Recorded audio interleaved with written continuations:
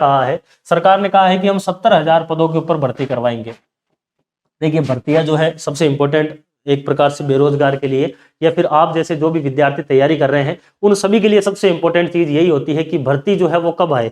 भाई भर्ती मान लीजिए आज नहीं आ रही है, 2 महीने बाद आए या फिर 5 महीने बाद आए अगर भर्ती, तो हम उसकी तैयारी शुरू करें। तो सबसे इंपॉर्टेंट चीज क्या है कि भर्तियां तो आनी चाहिए। तो सरकार ने इसमें घोषणा करी है कि हम 70,000 के आसपास क्या करेंगे, भर्तियां निकालने वाले हैं। ये सरकार ने घोषणा करी है इसके अंदर। तो आप सभी के लिए इंपॉर्टेंट घोषणा है। इसमें विभिन्न प्रकार की भर्तियां आएगी, चाहे वह पंचायती राज विभाग की हो, चाहे वह राजस्व विभाग की हो, चाहे वह शिक्षा विभाग की हो। यानी कि कहने का मतलब ये हो गया कि चाहे वह पुलिस विभाग की हो, प्रशासनिक विभाग की, विभिन्न प्रकार की भर्तियां आने वाली है। राजस्थान में लगभग 70,000 पदों के ऊपर यह भर्तियां आने वाली है। ठीक है।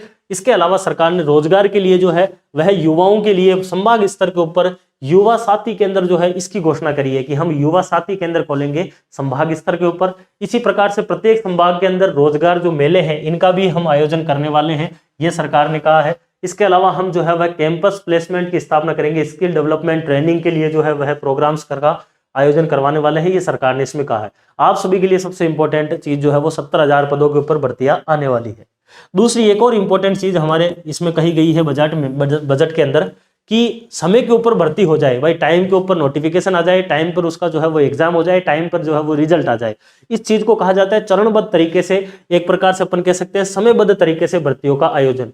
और इसके लिए राजस्थान में 2 सबसे बड़े बोर्ड है, एक आरपीएससी है जो कि आपके लेवल 11 से जो ऊपर के पद है उनके लिए भर्तियां करवाती है, लेवल 11 और उससे ऊपर के लिए, और लेवल 10 तक के लिए जो आपके भर्तियां करवाता है वो अधीनस्थ बोर्ड है। तो अधीनस्थ बोर्ड और आपके आरपीएससी दोनों के द्वारा ही हम क्या करेंगे, एक परीक्षा का जो है वो वार्षिक कैलेंडर जारी करवाएंगे। ये भी घोषणा इस बजट के अंदर की गई है। ये भी छात्रों के लिए सबसे इंपॉर्टेंट है, छात्रों के हित के लिए इंपॉर्टेंट है, क्योंकि हमारे लिए सीधी सी बात यह है कि भर्ती कब आ रही है ये हमें पता चलना चाहिए, पेपर कब हो रहा है ये हमें पता चलना चाहिए, बिना किसी प्रकार की धांधली के, यानी कि किसी प्रकार की कोई पेपर आउट है, पेपर चोर है, ऐसी कोई घटनाएं ना हो। ईमानदारी से पेपर हो जाए, भले ही हमारे 500 या 1000 पदों के ऊपर ही भर्ती आए तो भी हम संतुष्ट है। तो इंपॉर्टेंट चीज होती है, जैसे सरकार ने इसमें जो है वह घोषणा करी है, पता नहीं है इंप्लीमेंट कितना होगा। एसआईटी की गठन कर दिया है पेपर आउट या फिर पेपर लीक जैसे प्रकरणों के लिए।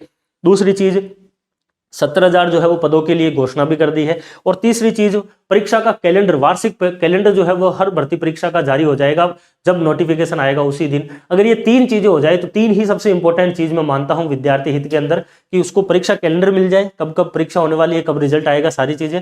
दूसरी चीज बिल्कुल एकदम जो है वो पारदर्शी तरीके से पेपर हो, और तीसरी चीज भर्तियां आ जाए। तो तीनों चीजें जो है वह इसमें बताई गई है सरकार के द्वारा।